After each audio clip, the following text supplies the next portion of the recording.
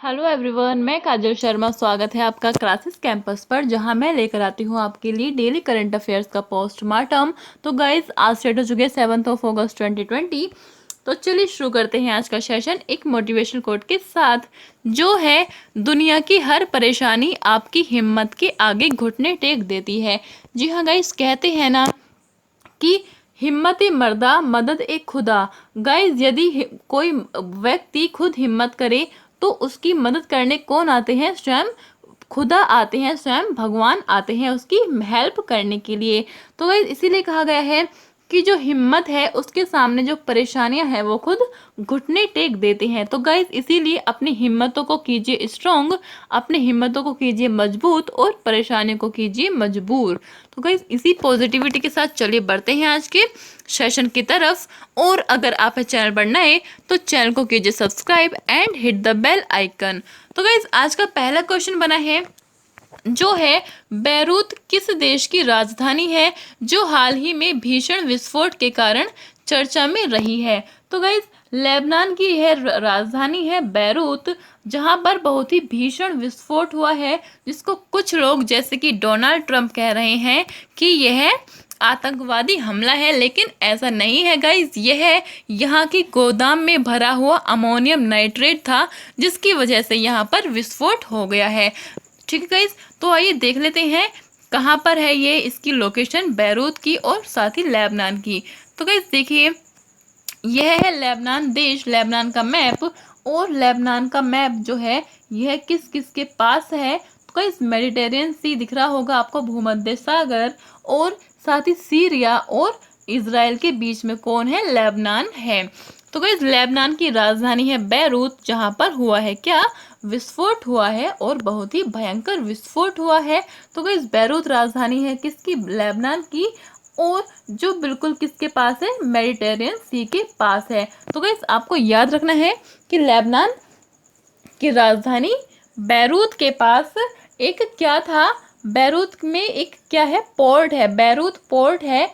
जो जो पोर्ट है उसके पास एक वेयर हाउस था, यानी कि एक वेयर हाउस था, यानी कि गोदाम था जहां पर क्या रखा था?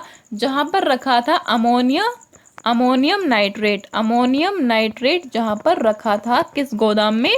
बैरूत के गोदाम में अमोनियम नाइट्रेट। गाइज, आपको यह पदार्थ याद रखना है, अमोनियम नाइट्रेट। तो गाइज, जो अमोनियम नाइट्रेट था कितनी मात्रा में रखा था? 2750 की मेट्रिक टन की मात्रा में क्या रखा था? यह पदार्थ रखा था 2750 मेट्रिक टन की मात्रा में। ठीक है गाइज, जो आपको याद रखना है। और गाइज, इसी के साथ आपको जान लेना है कि जो अमोनियम नाइट्रेट है ये किस किस काम आता है। तो गाइस, सबसे पहले ये काम आता है एक्सप्लोजन बनाने के लिए, यानी कि बॉम्ब्स बनाने के लिए क्या आता है? ये काम आता है। और गाइस, इसी के साथ यह और किस चीज़ में यूज होता है? तो गाइस, फर्टिलाइजर्स में, एक्सप्लोजन्स में और फर्टिलाइजर्स में यह यूज होता है, यानी कि उर्वरक में यह यूज किया जाता है क्या? Ammonium nitrate. और गाइस, यह जो विस्फोट था यह बहुत ही भीषण था। इसकी कहा जा रहा है कि जो इसकी आवाज़ थी, इसकी आवाज़ 200 किलोमीटर दूर तक पहुंची थी। लेबनान में 200 किलोमीटर तक इसकी आवाज़ पहुंची थी। और साथ ही इसी के साथ 3.5 रिएक्टर का क्या आया था? वहां पर भूकंप आया था। कहाँ पर? लेबनान के जो बैरूत के आसपास के 200 किलोमीटर क्षेत्र तक तो इसकी आवाज़ पहुंची थी। और साथ ही 3.5 रिएक्टर का यहाँ पर आया था भूकंप। तो गाइस, आपको याद रखना है कि अमोनियम नाइट्रेट की वजह से यहाँ पर क्या हुआ है? ये विस्फोट हुआ है। गाइस, देख लीजिए ये विस्फोट कितना भयानक था। तो गाइस, यह है लेबनान की राजधानी, जो जहाँ पर है उसका पोर्ट, यह है बैरूत का पोर्ट जो है ये। और गाइस, इसी के आसपास ये बहुत बड़ी बड़ी बिल्डिंग जो कि विस्फोट के बाद सब तबाह हो गई। तो गाइस देखिए, विस्फोट के बाद यह है मंजर, जो कि सब इससे भी भयानक मंजर था किसका? उस विस्फोट के बाद तबाही का। ठीक है गाइस, तो चलिए बढ़ते हैं अपनी नेक्स्ट खबर के लिए, जो है हाल ही में श्री राम जन्मभूमि मंदिर पर प्रधानमंत्री द्वारा डाक टिकट जारी किया गया है। इस डाक टिकट पर क्या अंकित है? तो गाइज इस डाक टिकट पर क्या अंकित है? तो राम मंदिर का मॉडल का दृश्य है, राम मंदिर मॉडल का दृश्य, जो कि राम मंदिर अब बनाया जाना है, उसका जो मॉडल पेश किया जाना है, जो पेश किया गया है, उसका दृश्य क्या है इस पर दर्शाया गया है, कि इस पर डाक टिकट पर, जो कि राम जन्मभूमि मंदिर के अवसर पर जो निकाला गया है प्रधानमंत्री जी के द्वारा। तो गाइज आपको याद रखना है कि अब तक जो राम जी के जो है, राम जी के नाम से देश में 12 डाक टिकट यानी कि पोस्टल टिकट बनाए गए हैं। 12 पोस्टल टिकट बनाए गए हैं, जो कि एक तो हाल ही में बनाया गया है, और उससे पहले जो 11 बनाए गए थे वो कब बनाए गए थे? 2017 में वो पोस्टल टिकट्स निकाले गए थे, और 12वां जो है वो अब 2020 में निकाले गए हैं। ठीक है गाइस, जो आपको याद रखना है 5 अगस्त 2020 को यह टिकट निकाला गया है। ठीक है गाइस, और किसने निकाला है ये टिकट किसने निकाला है? तो यूपी गवर्नमेंट ने किसके द्वारा? प्रधानमंत्री द्वारा जो निकाला गया है। ठीक गाइस, तो चलिए बढ़ते हैं, ये आपके लिए होने वाला है इंपॉर्टेंट, आपको इसको याद रखना है। तो गाइस नेक्स्ट क्वेश्चन है, हाल ही में किसे एशियन इंफ्रास्ट्रक्चर इन्वेस्टमेंट बैंक के अध्यक्ष के रूप में पुनः नियुक्त किया गया है? तो गाइस कौन सा बैंक है ये?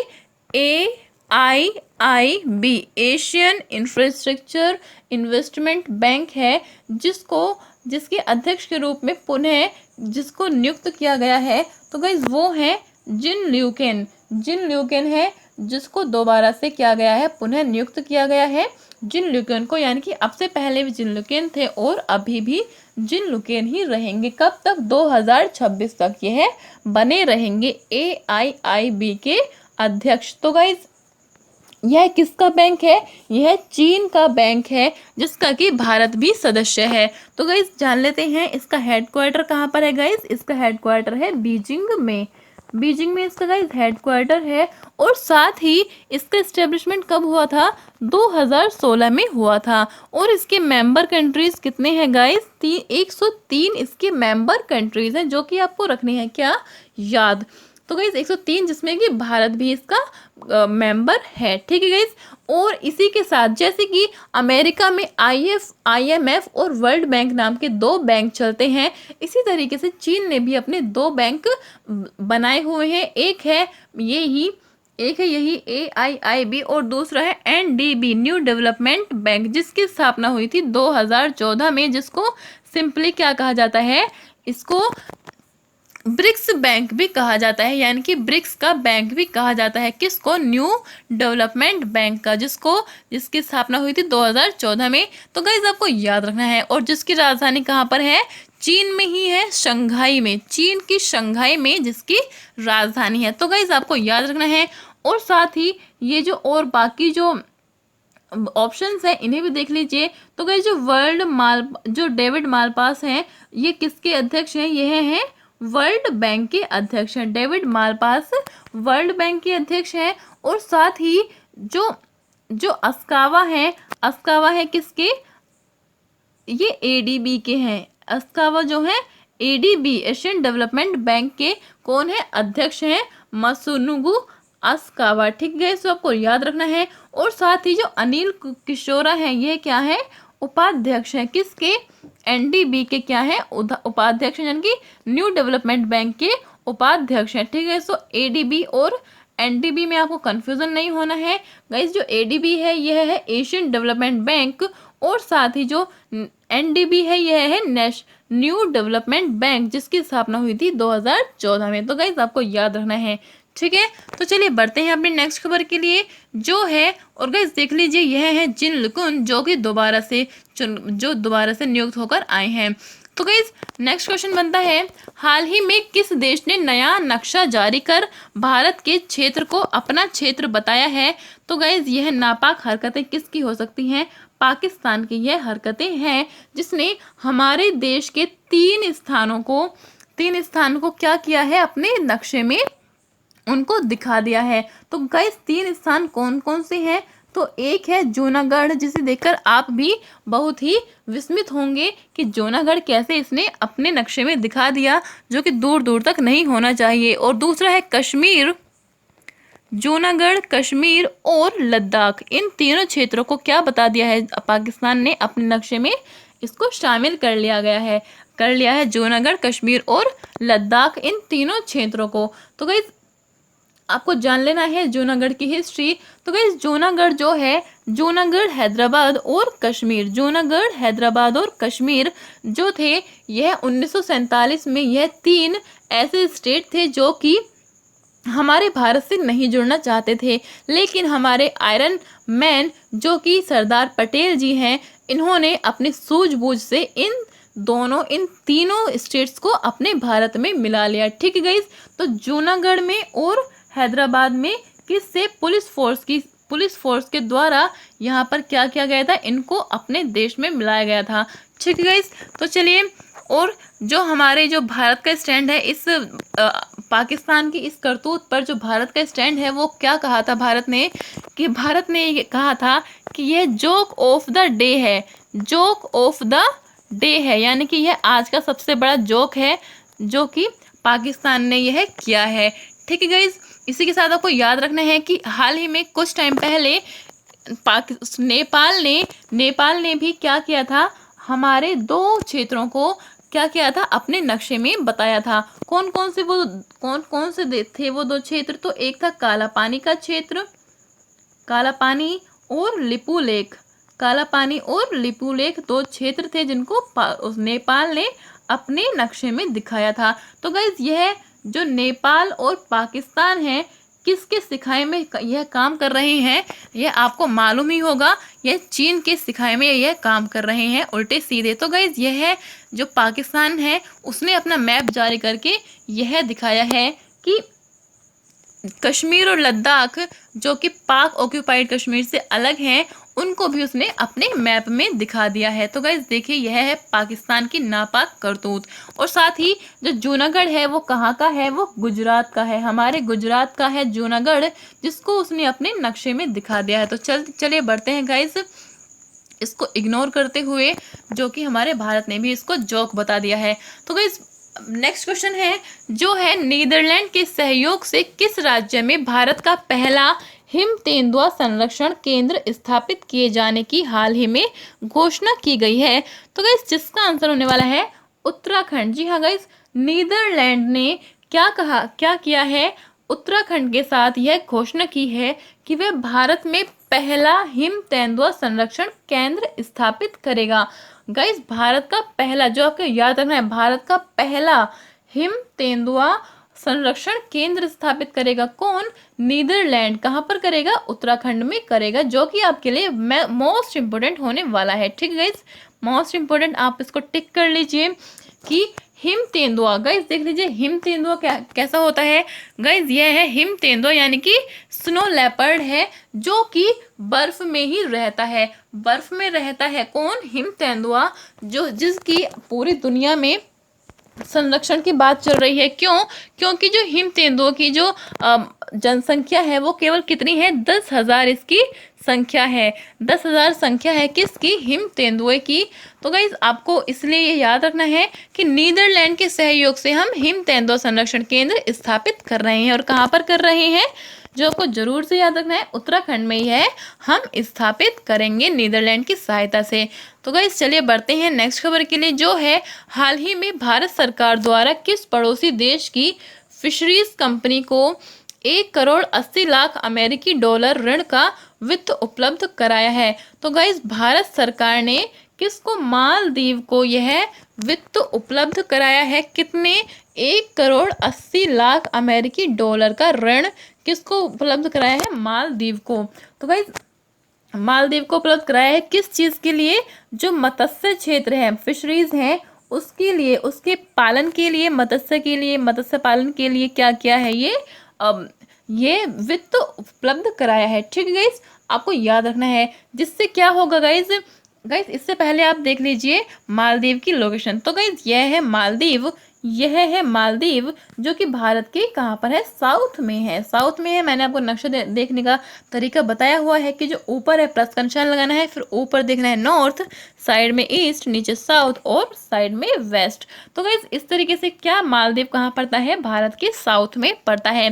तो गाइस मालदीव की आपको जान लेनी है कि जो राजधानी है वो क्या है, माले इसकी राजधानी है, मालदीव की राजधानी माले। तो गाइस जो माले है यानी कि जो मालदीव है वो कहाँ पर बसा हुआ है, आपको दिख रहा होगा, इंडियन ओशन में बसा हुआ है। भारत भी इंडियन ओशन में है और मालदीव भी इंडियन ओशन में है। तो गाइस इंडियन ओशन में होने की वजह से क्या यहाँ पर क्या होता है, क्योंकि ये पूरी तरीके से आइलैंड कंट्री है, तो गाइस मालदीव ने क्या किया है कि ये जो सहायता ली है इससे क्या होगा कि यहाँ पर मच्छियों का ही, केवल मछलियों का ही क्या है, अच्छे से उत्पादन किया जा सकेगा, यहाँ पर इनका व्यापार किया जा सकेगा, क्योंकि ये पानी से ही घिरा हुआ है सारा देश, क्योंकि आइलैंड कंट्री है। तो गाइस यहाँ पर मछलियों का ही जो है प्रोडक्शन ज़्यादा होगा। तो गाइस इसीलिए ये वित्त उपलब्ध कराया है किसने, भारत ने। और यहाँ पर इसके साथ क्या होगा, यहाँ पर रोजगार बढ़ेगा, किसके लिए, मालदीव के देशवासियों के लिए रोजगार बढ़ेगा और साथ ही इसकी अर्थव्यवस्था का भी विकास होगा। तो गाइस यह भारत ने किया है किसको, मालदीव को फंड। ठीक है गाइस, जो आपको याद रखना है। बढ़ते हैं नेक्स्ट खबर के लिए, जो है हाल ही में अब्राहम अल्काजी का निधन हो गया। ये किस क्षेत्र के प्रसिद्ध व्यक्ति थे, तो गाइस यह थे अब्राहम अल्काजी का निधन हो गया था। ये किस क्षेत्र के प्रमुख प्रसिद्ध व्यक्ति थे। सॉरी गाइस, ये सारी ही जो ऑप्शंस हैं ये सारे मिसप्रिंट हो गए हैं, तो गाइस इनको इग्नोर करते हुए आपको याद रखना है कि ये रंगमंच थिएटर के, रंगमंच के क्या थे, प्रसिद्ध व्यक्ति थे। रंगमंच के क्या थे, ये प्रमुख प्रसिद्ध व्यक्ति थे।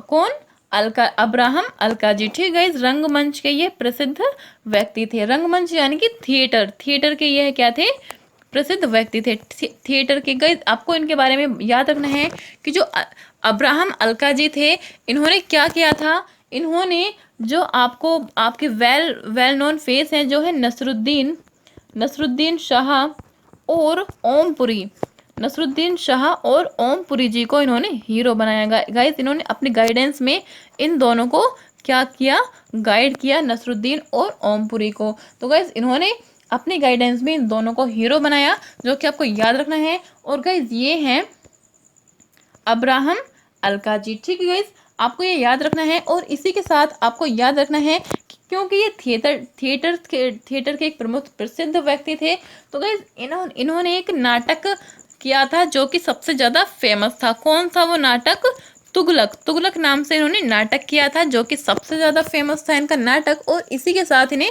2010 में क्या मिला था, इनको पद्म विभूषण मिला था। पद्म विभूषण से इनको विभूषित किया था। गाइस आपको याद रखना है, पद्म विभूषण से इनको विभूषित किया गया था, किनको, अब्राहम अल्काजी को।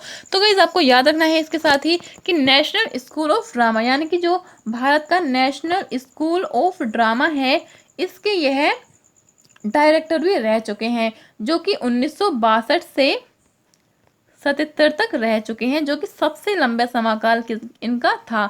सबसे लंबा समयकाल था इनका, किनका, अब्राहम इनका। ठीक है गाइस, तो गाइस इसी के साथ याद रखना है कि जो नेशनल स्कूल ऑफ ड्रामा है, इसकी स्थापना कब हुई थी, 1959 में इसकी स्थापना हुई थी। और साथ ही इसका हेडक्वार्टर कहाँ पर है, दिल्ली में इसका हेडक्वार्टर है। गाइस आपको ये सब चीज़ें इसकी याद रखनी है। तो चलिए बढ़ते हैं अपनी नेक्स्ट खबर के लिए, जो है हाल ही में किसने बतौर कप्तान अंतर्राष्ट्रीय क्रिकेट में सर्वाधिक छक्के के महेंद्र सिंह धोनी के रिकॉर्ड को पीछे छोड़ दिया है।